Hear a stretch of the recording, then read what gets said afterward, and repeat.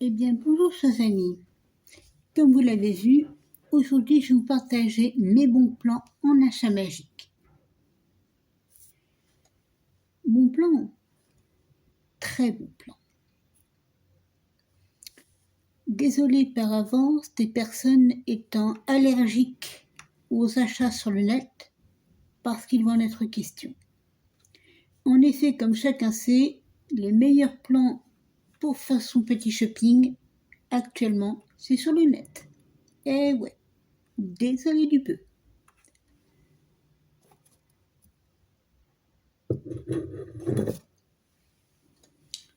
Donc on va rentrer directement dans le vif du sujet avec mes derniers achats qui sont classés dans cette boîte à des archives magiques.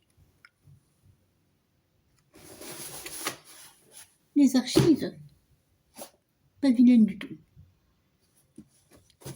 On voit en avant. Alors, on commence.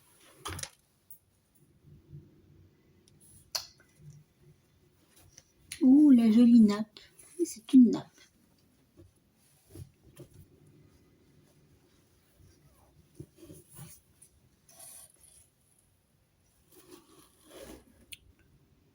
Nappe pour les arts divinatoires et notamment la lecture des tarots. Mais qui, à mon sens, est très bien aussi sur un mur, en déco.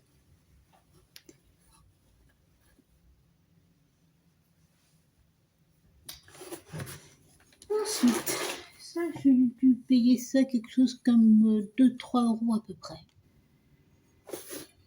Ça peut être 4, mais pas plus. Ça, un bougeoir, comme on peut le constater, 3 euros.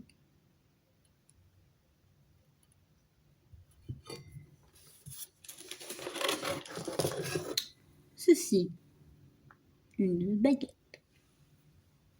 Impeccable pour Halloween, se déguiser en sorcière. Éventuellement, se rendre dans une soirée ou un événement à thème Harry Potter. Sachant que cette baguette n'est pas en résine, mais en bois, et que la pierre qui est là est de la fluorine, sauf erreur. Enfin, d'après ce qui est indiqué sur le site en référence de cette baguette, c'est de la fluorine.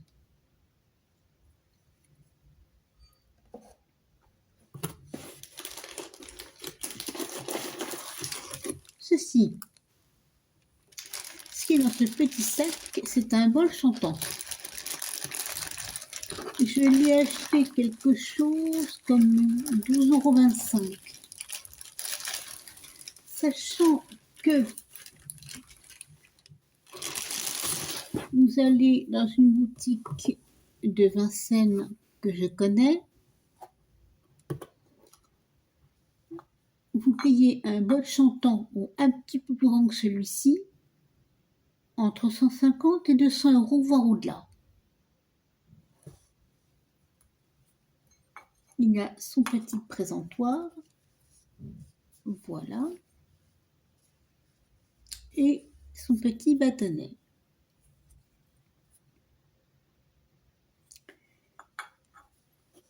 Un bol chantant, ça sert en art magique. À votre avis, à quoi? Moi, personnellement, je m'en sers pour nettoyer et purifier mes pendules. Mais oui, maintenant j'en ai 2.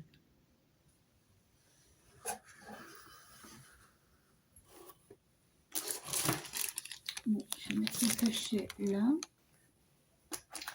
Mais avant de vous montrer mes pendules, je vais vous montrer ceci.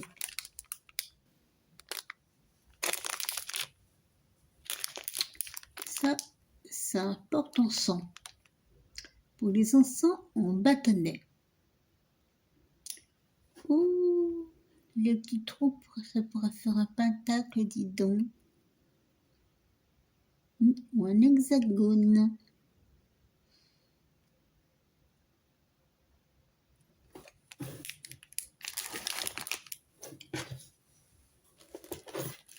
Ceci. J'ai acheté ce bâton de sauge. Il me semble que c'est la sauge officinale. 2,50. Enfin, 2,50 €. Pareil sur internet. Tout ce que je vous montre là dans mes achats, ça fait partie d'une commande, donc à part la baguette que j'ai achetée sur un autre site concurrent, mais moi personnellement au niveau de la concurrence, qui se battent pas, ils peuvent se tuer, mais surtout qu'ils ne se battent pas. J'achète aussi bien chez l'un que chez l'autre, au gré de mes humeurs et selon les bonnes affaires que je peux y faire. Sinon, le bougeoir, le bâton de sauge, le bol chantant et le support à encens bâtonnet, tout vient de la même boutique.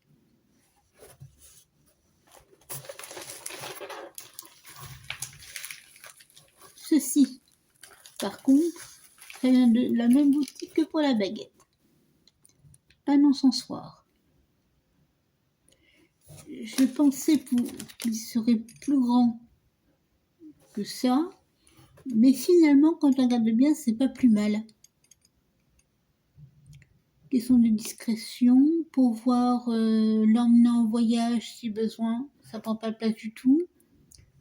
Si on a besoin de faire quelque chose, genre un petit hôtel dans un espace très réduit, c'est très pratique dans ce sens. Moins d'1,50 €. Et vous voyez, il est vraiment tout petit. Ça, il dirait que par souci de discrétion, ça peut dire, oh, c'est un bibelot décoratif. J'ai acheté ça pour mettre dans ma petite vitrine. Bon, il faut avoir une vitrine pour pouvoir dire ça, c'en est tenu un minimum de discrétion. Mais bon, ça peut toujours passer, oui. Ça passe. Bah, la taille, un bibelot. Hein.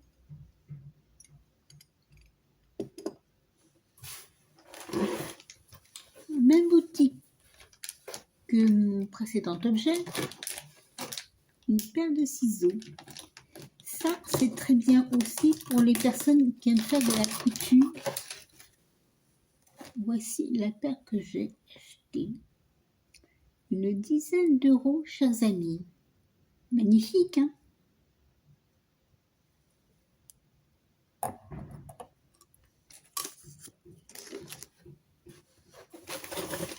Oh, indispensable avec un bougeoir, les peignoirs. Moins de 2 €.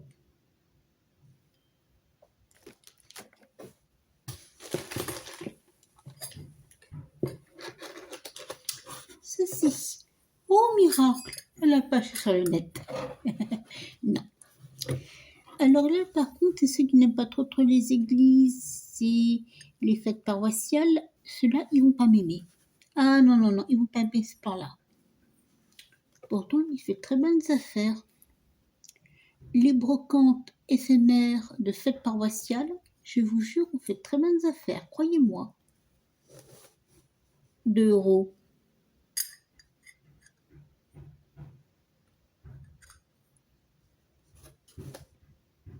D'accord? Pareil, c'est tout petit. Pareil, tiens dans la main, sans problème.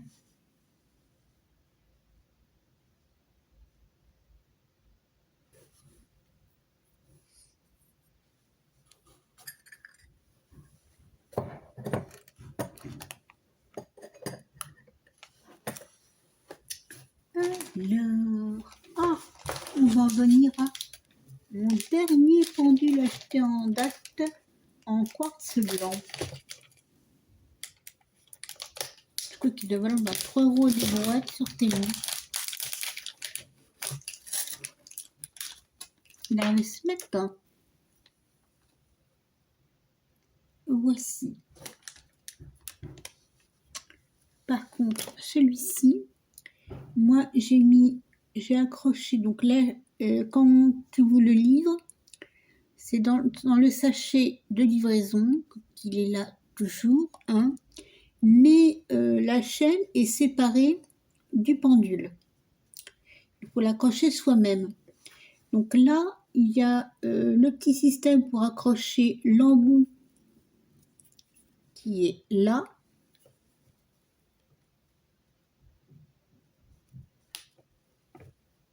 Voilà. On remet comme ça. Ouais. Et moi, j'ai accroché de cette façon-là, comme on peut constater.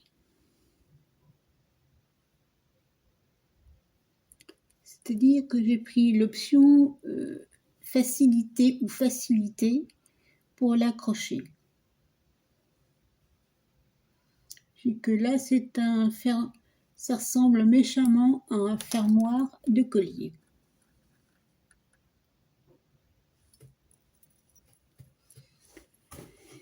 Ceci dit, si c'est efficace, c'est l'essentiel.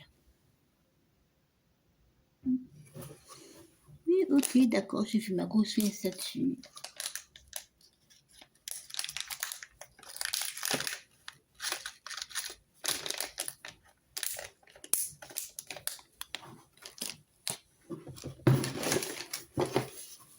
Mon autre pendule, vu qu'on est dans la série, dit, celui-ci, en revanche, il est, paraît-il, en résine et facilite l'équilibration des chakras. Et je l'ai, comme vous pouvez constater, attaché, fixé donc la chaîne au pendule de la même façon.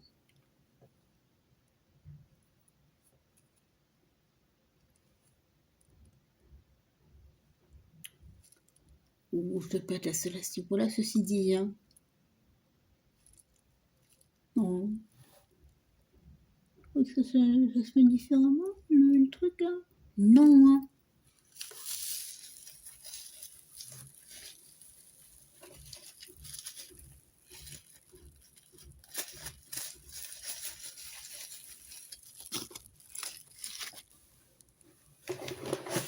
Alors, les runes sorcières, ça vous dit quelque chose? Oui? Les runes, c'est viking, celte. Pas quelle est de sorte? Moi, je dirais dans ces cas-là qu'il y en a 3 des sortes de runes. Il y a celle-ci également. Mais je pense que beaucoup doivent connaître les runes sorcières. Oui. Par contre, ce petit coffret-là n'est pas en gemme, mais en bois. Et le petit livret, le petit dépliant notice utilisatrice vendu avec n'est pas en français. Il est en chinois, non, il est en anglais. Et il faut comprendre la langue de Shakespeare et ne pas avoir passé ses heures de cours d'anglais au collège à faire la sieste.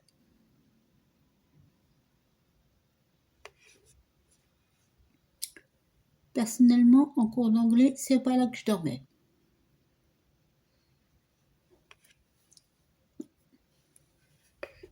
I didn't sleep for English classes. Ça veut dire.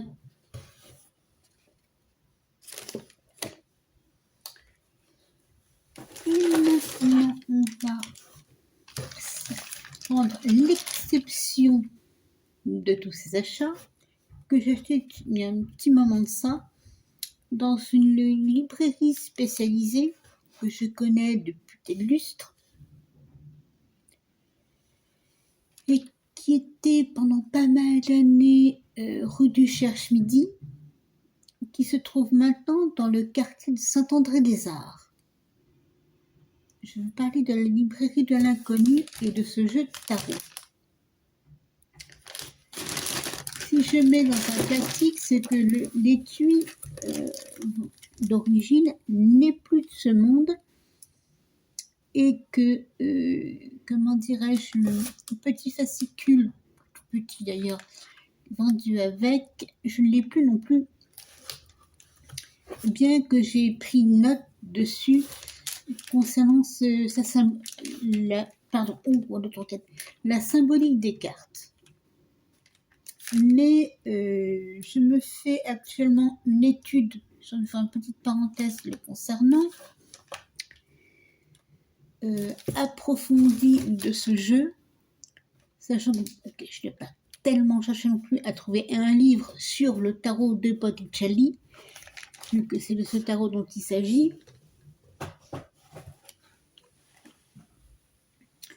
Mais je regarde l'explication par moi-même, la symbolique de chaque carte, une par moi-même. J'ai déjà terminé les arcanes majeurs, j'ai commencé les arcanes mineurs, vient d'achever donc la famille des bâtons, ou des baguettes selon qu'on les appelle, et je vais continuer petit à petit à étudier ce jeu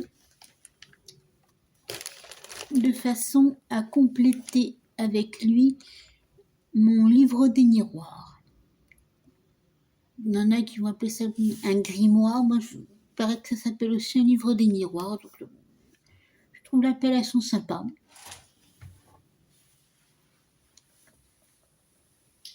Ensuite, on va clôturer, je reviendrai donc plus après sur ce tarot de Botticelli qui est absolument sublime, qui s'intéresse ne serait-ce que peu aux artistes de la Renaissance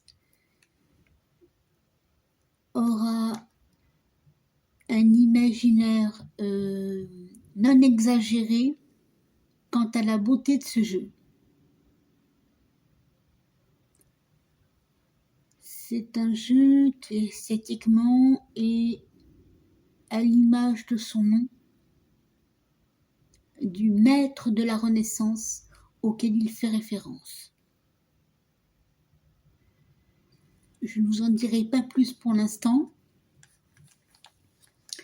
étant donné qu'une fois que j'aurai terminé mon étude de ce tarot, il est très probable que je fasse une vidéo exprès sur ce point-là, sur ce sujet précis. Là, ce que vous entendez, c'est ceci. Ceci, ce sont des gemmes. Un sachet de petits gemmes, tout petits, que j'ai reçu dans ma commande d'aujourd'hui. En même temps donc, que mon mini encensoir à main et que mon pendule. Et ça, je m'en tire pour à peu près 2,50 €, 3 € maximum du lot de gemmes.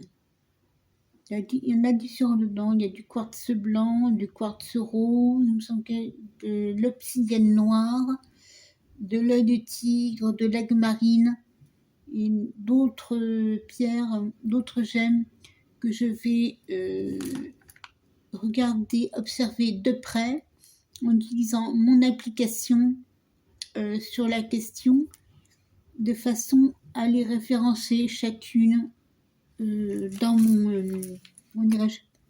mon classeur, enfin mon livre miroir, c'est un classeur. Comme vous avez vu dans ma dernière vidéo, j'ai tendance à préférer les classeurs au cahier, c'est plus pratique. Au niveau format papier, c'est nettement mieux. c'est mon avis. Après, on peut être d'un avis différent là-dessus. Mais par rapport à un cahier, quand on regarde le nombre de feuilles qu'un classeur peut contenir, pour moi, je trouve que c'est plus pratique. Bon, l'esthétique n'est pas la même, c'est certain, mais pour y mettre pas mal de choses au niveau des références, de ci, de ça, c'est mieux.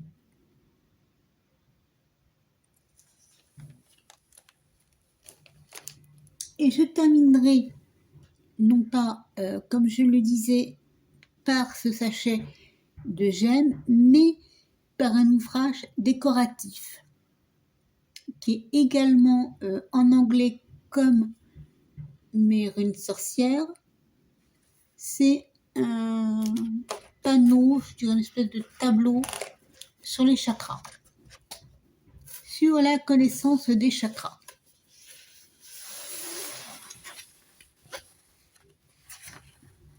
C'est pas un objet magique, oui, pour ça que je le mets en dernier. Mais au niveau de tout ce qui est art divinatoire et éveil spirituel, pour moi, un minimum de connaissance des chakras, c'est comme un minimum de connaissance en astrologie, c'est essentiel. On peut ne pas être d'accord là-dessus. Personnellement, je trouve que avoir un minimum de connaissances sur les chakras, sur les énergies, c'est essentiel. Et comme on n'est pas toujours à s'en rappeler de tout, bah, ce panneau-là, bah, il aide à s'en rappeler. Ah, c'est écrit en petit. Quand on n'a plus une excellente vue comme moi, ben, on met ses lunettes. Hein. On fait ce que je fais moi. On met ses basiques et on peut regarder ce qu'il en est précisément. Et arriver à se rappeler correctement, telle gemme va correspondre à tel chakra, telle posture. Enfin bon, différentes choses là-dessus, très sympa.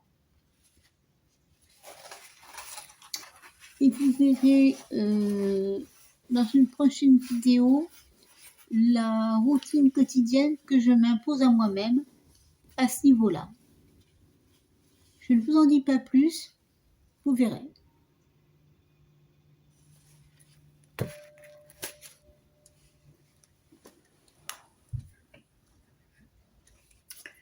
Donc, sur ce, chers amis, cette vidéo s'achève. J'espère qu'elle vous a plu. Ah, j'ai oublié. Combien m'a coûté ce petit truc-là? 1,20 €. Ça vous coûte sans privé? Chakras Knowledge? Are we done? Chakra Balancing? Awakening chakras with mudras and mantras?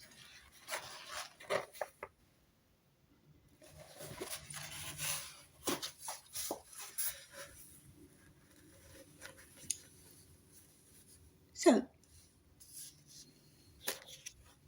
at the end of the video, donc vous aurez en description les sites sur lesquels j'ai acheté toutes mes petites choses, à part bien entendu ce que j'ai trouvé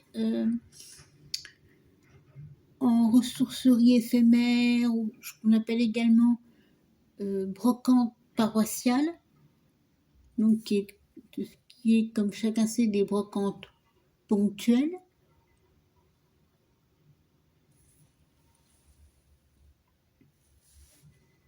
Et donc, je vous dis à la prochaine fois.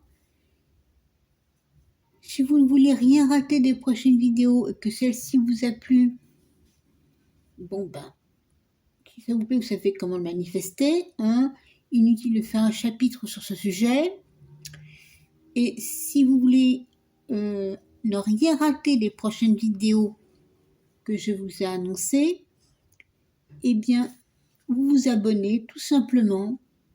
Et vous n'oubliez pas de cliquer sur la petite cloche qui est tout en haut, c'est la petite trait là sur les côtés, voilà.